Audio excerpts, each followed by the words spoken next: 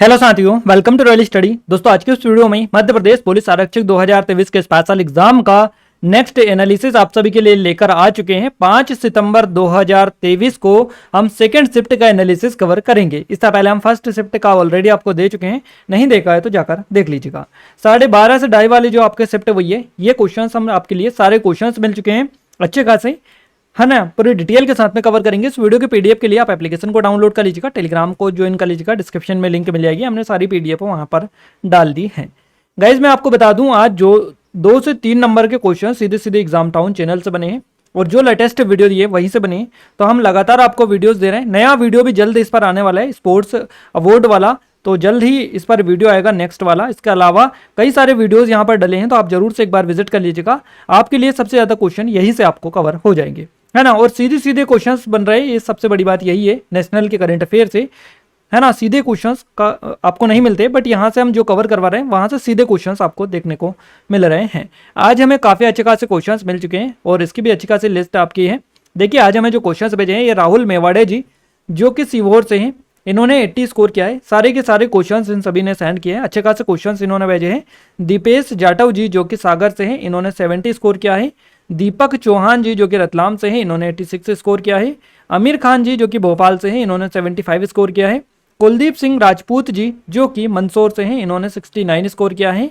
गौरव जी जो कि उदयपुरा से, इन्होंने एग्जैक्ट डिस्ट्रिक्ट नहीं बताया है, 73 स्कोर इन्होंने किया है। और एसडीएम जी, है ना, ये हरदा से हैं, इन्होंने 84 स्कोर किया है। अब इनका शॉर्ट नेम हो सकता है एसडीएम जी। तो इन्होंने काफ़ी अच्छी तरीके से हमें क्वेश्चंस बताए। नहीं तो आप कमेंट करके फिर बोलेंगे कि सर वो एसडीएम है तो उन्हें एग्जाम देने की क्या ज़रूरत है, तो शॉर्ट नेम ये हो सकता है। बाकी इन्होंने सभी ने काफ़ी अच्छी तरीके से क्वेश्चंस हमें बताए हैं, यहाँ तक कि पूरे क्वेश्चंस इन्होंने बता दिए हैं, है ना। और आपका भी आगे आने वाले दिनों में एग्जाम है, तो आप हमें नंबर पर अपने क्वेश्चन जरूर सेंड करें, सटीक क्वेश्चन सेंड करें, ताकि हम आपको 100% और सटीक एनालिसिस दे पाएं। क्लियर है गाइस? आइए स्टार्ट करते हैं शानदार वीडियो सेशन को। वीडियो को लाइक नहीं किया कर दीजिएगा, शेयर कर दीजिए, चैनल को भी सब्सक्राइब आप कर लीजिएगा। हमारा पहला क्वेश्चन है आज का, मध्य प्रदेश में जल महोत्सव कब मनाया जाता है, कहां पर मनाया जाता है, ये क्वेश्चन पूछा गया है। मध्य प्रदेश में जल जो महोत्सव मनाया जाता है, ये आप सभी को बताइए, हनुमंतिया टापू पर मनाया जाता है। हनुमंतिया टापू आप सभी को पता होना चाहिए। हनुमंतिया जो टापू है वो मध्य प्रदेश का, सिंगापुर भी इसको बोला जाता है, स्विट्जरलैंड सिंगापुर भी इसको कहा जाता है। क्लियर है? तो जल महोत्सव हर साल नवंबर में से जनवरी तक मध्य प्रदेश के हनुमंतिया टापू में आयोजित किया जाता है। जल महोत्सव में लोग एडवेंचर स्पोर्ट्स का आनंद ले सकते हैं और मध्य प्रदेश की संस्कृति और पारंपरिक सुंदरता का अनुभव कर सकते हैं। जल महोत्सव का 7वां संस्करण कब आयोजित किया गया? 28 नवंबर 2022 को शुरू हुआ। इस साल का जो होगा ये आपका नवंबर दिसंबर के समथिंग होता है, आप सभी को बताइए। नवंबर में स्टार्ट होता है, जो जनवरी तक चलता है। तो 2023 में अभी नहीं हुआ है, ये कब होगा? नवंबर में स्टार्ट होगा, है ना, 2023 में। तो इसका लास्ट जो संस्करण था ये 7वां था, जो कि 28 नवंबर 2022 को हुआ था। मुख्यमंत्री शिवराज सिंह चौहान ने इस कार्यक्रम का शुभारंभ किया था। अगला क्वेश्चन है, मध्य प्रदेश में कितनी बार राष्ट्रपति शासन लगाया गया है? तो मध्य प्रदेश में अब तक 3 बार राष्ट्रपति शासन लगा है। मध्य प्रदेश में 3 बार राष्ट्रपति शासन की घोषणा हो चुकी है। अनुच्छेद 356 के अनुसार राष्ट्रपति राज्यपाल के प्रतिवेदन के बिना आपातकाल की स्थिति घोषित कर सकता है। क्लियर है? और मध्य प्रदेश में पहली बार राष्ट्रपति जो शासन लगा था ये 29 अप्रैल से 25 जून 1970 तक लगा था। दूसरी बार लगा 18 फरवरी 1980 से 8 जून 1980 तक। क्लियर है? तो ये आप याद रखिएगा, ये डेट यहाँ से ज़्यादातर पूछा जाता है कि कब लगा था, 1977 में, 1980 में और 1993 में। लास्ट बार लगा तीसरी बार 15 दिसंबर से 1992 से 7 दिसंबर 1993 तक। तो याद रखिएगा। और गाइज इस तरह के क्वेश्चंस जो है ये आपके बनते कि दूसरी बार आपातकाल ये जो लगा था राष्ट्रपति शासन कब से कब लगा था, पहली बार कब लगा था, लास्ट बार कब लगा, है ना, तीसरी बार। अगला क्वेश्चन है, प्रधानमंत्री मातृ वंदना योजना में कितनी राशि दी जाती है? 5,000 रुपए की राशि दी जाती है। पहले में 1,000 रुपए दी जाती है, पहली किस्त। दूसरी किस्त 2,000 रुपए की होती है, दूसरी और तीसरी। इस तरह से 5,000 रुपए दिए जाते हैं। गर्भवती महिलाओं और स्तनपान कराने वाली माताओं को पहले जीवित बच्चे के जन्म के दौरान, पहले जीवित बच्चे की भी यहाँ पर बात की जा रही है, पहले, है ना, पहले जीवित बच्चे के जन्म के दौरान 5,000 रुपए की राशि किस्तों में डीबीटी के माध्यम से बैंक खाते में सीधे दी जाती है। अगला क्वेश्चन है, बुरहानपुर की जामा मस्जिद की दीवारों पर कौन सी 2 भाषा के शिलालेख हैं? अरबी और संस्कृत आपका करेक्ट आंसर रहेगा। बुरहानपुर की जामा मस्जिद की दीवारों पर अरबी और संस्कृत में शिलालेख है। यहाँ देश की एकमात्र जामा मस्जिद यानी कि मस्जिद है जिसमें इन दोनों भाषाओं के शिलालेख मिलते हैं। क्लियर है? और गुजरात के कारीगरों द्वारा निर्मित है। इस मस्जिद का इतिहास देश की गंगा जमुनी तहजीब है ना, तहजीब को दर्शाता है। तो ये जो मस्जिद है ये देश की गंगा जमुनी तहजीब को दर्शाती है। इस तरह से भी क्वेश्चन बन सकता है कि देश की ऐसी कौन सी मस्जिद है जो गंगा और जमुनी तहजीब को दर्शाती है। क्लियर है। खैर ये जो क्वेश्चन है ये आपके पहली बार नहीं है, पटवारी में ये क्वेश्चन ऑलरेडी आपके पूछे जा चुके हैं या पिछले साल कांस्टेबल में भी पूछे जा चुके हैं। पूरे प्रदेश में केवल बुरहानपुर की शाही जामा मस्जिद में संस्कृत के शिलालेख हैं। अगला क्वेश्चन है हमारा, भारतीय उद्योग परिसंघ CII के अध्यक्ष कौन है वर्तमान में? सही जवाब रहेगा R दिनेश, आपका करेक्ट आंसर हो जाएगा। गाइज हम एग्जाम टाउन चैनल पर जो आपको वर्तमान में कौन क्या वाला वीडियो दिया है और वर्तमान में कौन क्या के साथ साथ नई नियुक्ति वाला जो वीडियो दिया है, इन दोनों से सबसे ज्यादा क्वेश्चंस बन रहे हैं आपके, है ना। तो इन वीडियोस को देखकर जाइएगा। आज भी 2 से 3 नंबर के सीधे सीधे क्वेश्चन यहाँ से बने हैं। भारतीय उद्योग परिसंघ CII के अध्यक्ष है R Dinesh. TVS supply chain solutions के कार्यकारी उपाध्यक्ष दिनेश ने 2023-24 के लिए CII के अध्यक्ष के रूप में कार्यभार ग्रहण कर लिया। CII एक गैर लाभकारी उद्योग नेतृत्व और उद्योग प्रबंधित संगठन है जिसकी स्थापना 1895 में हुई थी। इसका नाम है उद्योग परिसंघ, भारतीय उद्योग परिसंघ। अगला क्वेश्चन है, सेंक्रेजी उत्सव कौन से राज्य में मनाया जाता है? नागालैंड, आपका करेक्ट आंसर रहेगा। सेक्रेजी उत्सव नागालैंड में मनाया जाता है। 10 दिवसीय उत्सव है। फरवरी में मिनी हॉर्नबिल जनजाति उत्सव के हिस्से के रूप में मनाया जाता है और यहाँ अंगामी जनजाति का सबसे बड़ा त्योहार है जो नागालैंड के कोहिमा जिले में स्थित है। अगला क्वेश्चन है गाइस हमारा, समुद्र में सूर्य का प्रकाश कितनी दूर तक जाता है? तो ये 400 मीटर तक जाता है। कहीं कहीं पर आपको 200 भी मिलेगा और कहीं कहीं पर भी 1000 भी मिलेगा। तो आप ऑप्शन देखिएगा कि ऑप्शन क्या आपको मिले थे, है ना। बाकी हमने जो डिटेल निकाली है इसमें आपका 400 जो कि 400 मीटर यानी 400 मीटर तक जा सकती है।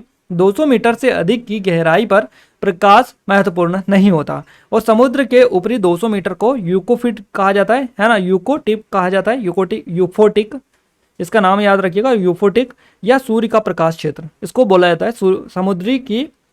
समुद्र के ऊपरी 200 मीटर के हिस्से को क्या बोला जाता है? सूर्य के प्रकाश का क्षेत्र। अगला क्वेश्चन है, धरती पर आर्कटिक सागर का हिस्सा क्या है? इस तरह से क्वेश्चन बना था। नेक्स्ट क्वेश्चन है, एक विरासत अपनाएं अपनी धरोहर अपनी पहचान परियोजना किस मंत्रालय की है? तो ये पर्यटन मंत्रालय की है। भारत सरकार का पर्यटन मंत्रालय एक विरासत अपनाएं अपनी धरोहर अपनी पहचान परियोजना का संचालन कर रहा है। अगला क्वेश्चन है, मिजोरम की सीमा किन 2 देशों से लगती है? इसके पहले जो क्वेश्चन बना था 2 शिफ्ट में उसमें पूछा था कि मेघालय मिजोरम इस तरह से कि इन दोनों की सीमा किस देश से लगती है ना। और आज अब क्वेश्चन बनाए कि मिजोरम की सीमा किन 2 देशों से लगती है? तो म्यांमार, बांग्लादेश करेक्ट आंसर रहेगा। मैं बार बार आपको बता रहा हूँ लगातार रिलेटेड ही क्वेश्चंस बन रहे, कोई उठा के अलग से क्वेश्चंस आपको नहीं दिए जा रहे, रिलेट करके ही क्वेश्चंस बन रहे हैं, ये एक्स्ट्रा डिटेल से। मिजोरम की सीमा म्यांमार बांग्लादेश से लगती है। मिजोरम की सीमा म्यांमार से 722 किलोमीटर और बांग्लादेश से 318 किलोमीटर है और मिजोरम की उत्तर में मणिपुर से लगता है। हाँ, मिजोरम की जो सीमा है उत्तर में मणिपुर, असम, त्रिपुरा के राज्यों से सीमा लगती है। अगला क्वेश्चन है गाइस हमारा, मराठा सहकारी बैंक किसमें विलय हुई? तो ये कॉस्मोस कोऑपरेटिव बैंक में विलय हुई। क्लियर है, याद रखिएगा। और भारतीय रिजर्व बैंक RBI ने मराठा सहकारी बैंक के कॉस्मोस कोऑपरेटिव बैंक के साथ विलय को मंजूरी दे दी। यह विलय 29 मई 2023 से प्रभावी होगा। अगला क्वेश्चन है, ह्यूरोल झील किस महाद्वीप की प्रमुख झील है? तो ये उत्तर अमेरिका महाद्वीप की है, उत्तरी अमेरिका की ह्यूरन झील, है ना, ह्यूरॉन झील है, ये उत्तरी अमेरिका में स्थित है। संयुक्त राज्य अमेरिका की 5 सबसे बड़ी झीलों में से एक है जिसे ग्रेट लेक्स के नाम से जाना जाता है। और इसे अन्य झीलें अगर अपन बात करें यहाँ की तो सुपीरियर झील, मिशिगन, एरी और ओंटारियो, ये सभी यहाँ की झीलें हैं। नेक्स्ट क्वेश्चन है, साइमन कमीशन भारत कब आया था? 1928 में आया था। 1918 के मोंटफोर्ड सुधार और 1919 के भारत सरकार अधिनियम ने 10 वर्षों के बाद उनकी समीक्षा की परिकल्पना की थी। तद अनुसार सर जॉन साइमन की अध्यक्षता में साइमन कमीशन की स्थापना की गई थी और साइमन कमीशन 3 फरवरी 1928 को बंबई पहुंचा था। अगला क्वेश्चन है, चक हाओ काले चावल के लिए कौन सा राज्य प्रसिद्ध है? सही जवाब रहेगा मणिपुर। चक हाओ, है ना, चक हाओ जिसे काले चावल के नाम से भी जाना जाता है, मणिपुर में उगाया जाता है। इसकी खेती सदियों से मणिपुर में की जा रही है। चक हाओ एक सुगंधित चावल है जिसमें एक रेशेदार चोकर परत और उच्च क्रूड फाइबर का सामग्री देखने को मिलती है। इसकी विशेषता जो है, इसकी अगर विशेषता देखें तो इसकी सुगंध है मुख्य विशेषता इसकी। इसे पकाने में अधिक समय लगता है ना। अगला क्वेश्चन है, चंद्रशेखर आजाद का जन्म कब हुआ था? 23 जुलाई 1906 को इनका जन्म हुआ। अलीराजपुर जिले की तहसील भाभरा लोकप्रिय क्रांतिकारी है श्री चंद्रशेखर आजाद जी, इनकी जन्मस्थली है। इसका नाम बदलकर अब भाभरा का चंद्रशेखर आजाद नगर कर दिया है। जन्म हुआ था उस टाइम पर भाभरा जो आता था यह झाबुआ जिले में आता था, बट अब अलीराजपुर जिले में ये आता है। तो चंद्रशेखर आजाद का जन्म 23 जुलाई 1906 को भाभरा में हुआ था। चंद्रशेखर आजाद एक भारतीय क्रांतिकारी थे जिन्होंने हिंदुस्तान रिपब्लिकन एसोसिएशन को पुनर्व्यवस्थित किया था। अगला क्वेश्चन है, श्रीलंका के प्रधानमंत्री राष्ट्रपति कौन है? अब देखिए यहाँ पर हमें दोनों बताए हैं कि श्रीलंका के प्रधानमंत्री राष्ट्रपति कौन है। इस तरह से हो सकता है प्रधानमंत्री पूछा हो सकता है राष्ट्रपति पूछा हो, या हो सकता है दोनों पूछे, है ना।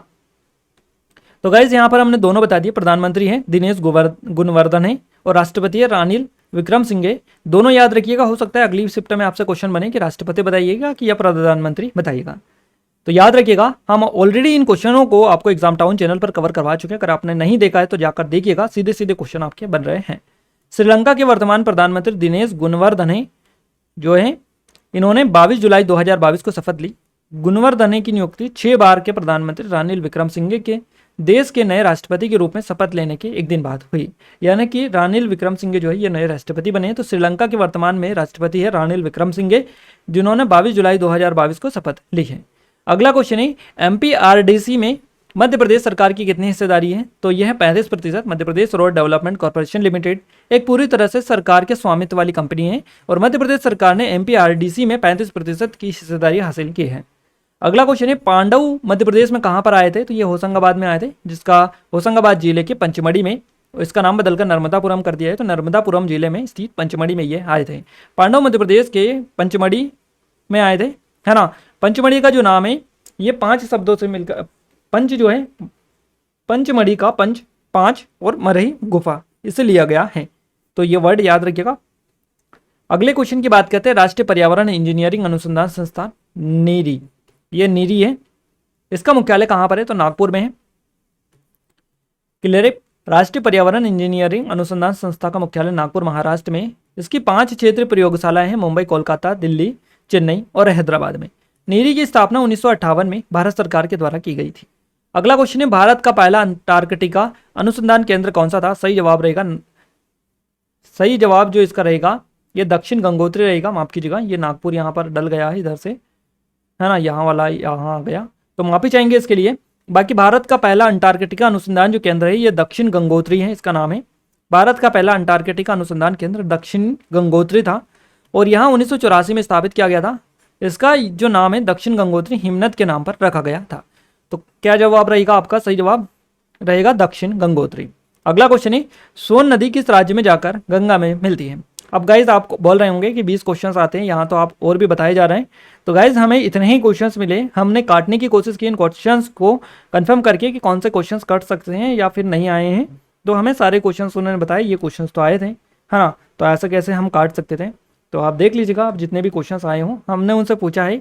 कोई बता रहा था कि 20 क्वेश्चंस आए, कोई बता रहे थे 22 क्वेश्चंस आए, कोई बता रहे थे कि 21 क्वेश्चन आए, इस तरह से बता रहे थे। तो हमने सोचा कि ये क्वेश्चन हो सकता है एक दिन और आपके 25 क्वेश्चंस आए थे, है ना। तो हो सकता है आज भी आपको 22-23 क्वेश्चंस देखने को मिले हों, बट हमें इतने क्वेश्चंस मिले।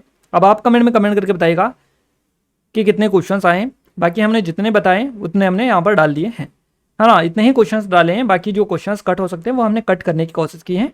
सोन नदी किस राज्य में जाकर गंगा नदी से मिलती है? देखिए गाइज मैं आपको एक चीज़ बता दूं, हमारे पास में एक एक शिफ्ट में, अब इस शिफ्ट में जितने क्वेश्चंस पूछे गए इनमें से करीबन 30 क्वेश्चंस हमारे पास में आए थे, है ना। तो हमने 8 क्वेश्चंस तो डायरेक्ट सीधे सीधे कंफर्म करने के बाद में कट कर दिए, है ना। कुछ क्वेश्चंस गलत भी बता देते, कुछ याद रह जाता है क्योंकि पढ़ते हैं आप सभी, और आप पढ़ने के कारण आपसे कोई गलत क्वेश्चंस भी बता दिया जाता है आपके द्वारा। तो उन क्वेश्चंस को हम कंफर्म करने के बाद में करीबन आज 8 क्वेश्चंस कट किए हमने। सुबह वाली शिफ्ट में 10 से 12 क्वेश्चंस कट हमने किए थे, है ना। तो ये क्वेश्चंस फिर भी रह जाते हैं, तो उसकी वजह से आप देख लीजिएगा थोड़ा सा। बाकी आपका इसमें प्रॉफिट ही हो रहा है, फायदा ही हो रहा है, क्या हो रहा है, हो सकता है आपका नेक्स्ट क्वेश्चन इसी से बन जाए, तो इसलिए इनको देख लीजिएगा। सोन नदी किस राज्य में जाकर गंगा नदी में मिलती है? तो बिहार के पटना के पास में जाकर मिलती है। सोन नदी मध्य प्रदेश के अनूपपुर जिले में अमरकंटक पहाड़ी के पास से निकलती है और बिहार में पटना के पास गंगा में जाकर मिलती है। भारतीय स्टेट बैंक अधिनियम से क्वेश्चन पूछा गया 1955। एग्जैक्ट क्वेश्चन ये नहीं मिल पाया कि इससे क्या पूछा गया था, बता रहे थे कि आंसर में 1955 दे रखा था, 1955 सही जवाब था और भारतीय स्टेट बैंक अधिनियम पूछा था, है ना। तो इस तरह से वो बता रहे थे।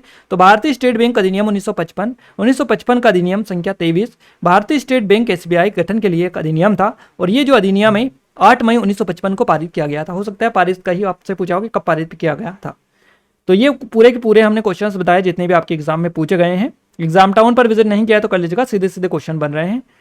साथ ही कोर्सेस हैं हमारे कुछ ऑनलाइन, अगर आप चाहें तो डिस्क्रिप्शन में लिंक है, इनके बारे में कंप्लीट डिटेल आप ले सकते हैं, यहाँ से अपनी तैयारी कंटिन्यू कर सकते हैं।